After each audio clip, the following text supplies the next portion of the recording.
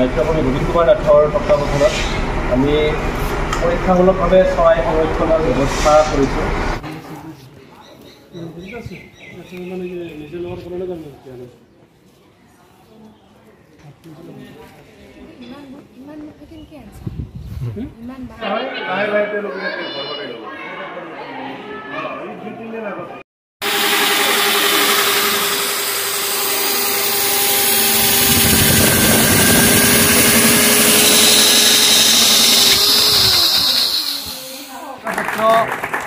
তেখেতে আজি বহু বছৰ ধৰি চৰাই সংৰক্ষণ লগতে পখিলা সংৰক্ষণ আনকি জোনাকী পৰুৱা সংৰক্ষণৰ কাৰণেও ব্যৱস্থা গ্ৰহণ কৰি আছে, প্ৰচেষ্টা চলাই আছে আৰু প্ৰকৃতিৰ লগত বিভিন্ন ধৰণে জড়িত হৈ আছে গোবিন্দ কুমাৰ নাথ।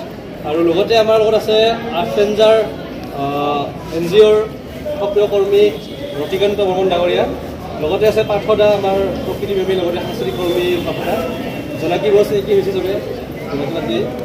মই অলপ গোবিন্দৰ বিষয়ে ক'ব লৈছিলোঁ তাৰমানে তেওঁ অকল যে মানে প্ৰকৃতি প্ৰেমীয়ে নহয়, he is a good actor, dramatist plus director.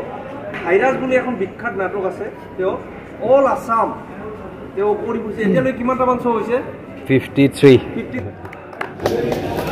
আৰু গোবিন্দ কুমাৰ নাথক আইকন য'তেই ঘূৰি নুফুৰক তেওঁ কেইটামান বস্তু পাৰ্মানেণ্টলি থাকে। স্ক্ৰু ড্ৰাইভাৰ থাকে, প্লাছ থাকে, ৰেঞ্চ থাকে, কেঁচি থাকে, হাতুৰি থাকে। সেইটো কিয় থাকে গম পোৱা নে? আহোঁতে যাওঁতে বাইক চলাই আহোঁতে ক'ৰবাত যদি গছত চাইনবোৰ্ড দেখিছে গজাল মাৰি থোৱা আছে, সেইটো তেওঁ খুলি দিয়ে। যদি আমি বিশ্ব পৰিৱেশ দিৱস উপলক্ষে বনচাই অসমৰ উদ্যোগত আৰু সজাগ মৰিগাঁও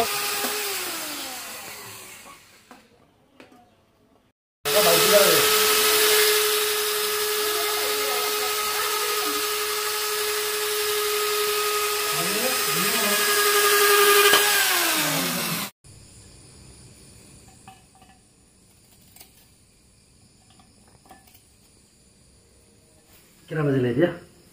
3টা। 3টা बजे बजे और 3টা।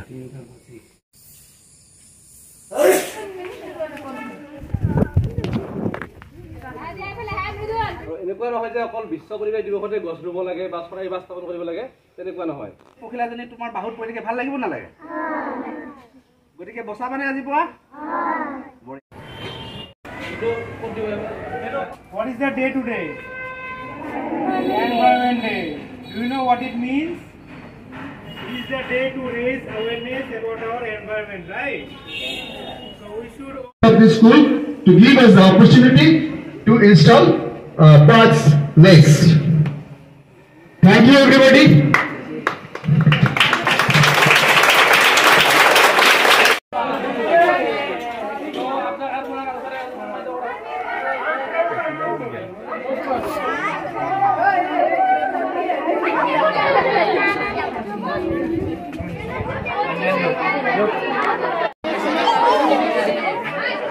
আমি সকলোৱে জ্ঞাত যে সম্প্ৰতি গছ গছনি কাটি তহিলং কৰাৰ ফলত পৃথিৱীত থকা আন আন জীৱকুলৰ লগতে চৰাইবোৰ ভয়ংকৰ বিপদৰ সন্মুখীন হোৱা পৰিলক্ষিত হৈছে। বিশেষকৈ নগৰীয়া অঞ্চলবোৰত গছৰ সংখ্যা চৰাইবোৰে